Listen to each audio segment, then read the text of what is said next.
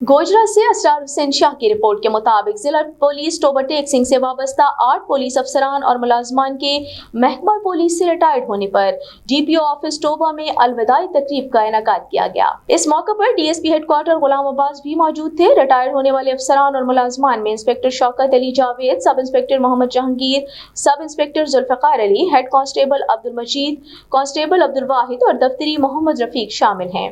जबकि इंस्पेक्टर गुलाम मुस्तफा और इंस्पेक्टर मोहम्मद नाजिर मोरखा 31/1/2024 को महकमा पुलिस से रिटायर्ड हो रही हैं और डीपीओ टोबा इबादत निसार ने रिटायर्ड होने वाले पुलिस अफसरान और मुलाजमान को यादगारी शील्ड्स और फूलों के गुलदस्ते पेश किए और नेक तमन्नाओं का इजहार किया।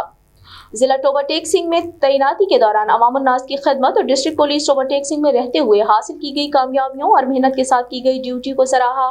इस मौके पर रिटायर होने वाले अफसरान और मुलाजमीन का कहना था कि डीपीओ टोबा इबादत निसार समेत जिला पुलिस टोबरटेक सिंह के अफसरान और मुलाजमान ने बहुत ज्यादा मोहब्बत दी है। यहाँ से ऐसी खुशगवार यादें लेकर जा रहे हैं जो ताहयात हमें याद रहेंगी।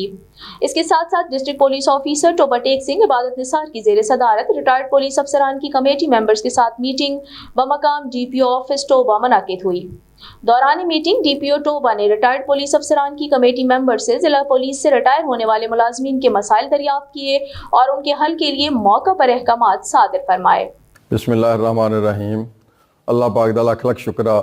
कि अज असी वो दिन देखा कि जिस दिन दे असी बहुत देर तो इंतजार च सी कि असी जिदन भर्ती होण गए वो दिन भी सानू याद आ कि भर्ती होने वास्ते लैन च लगे सी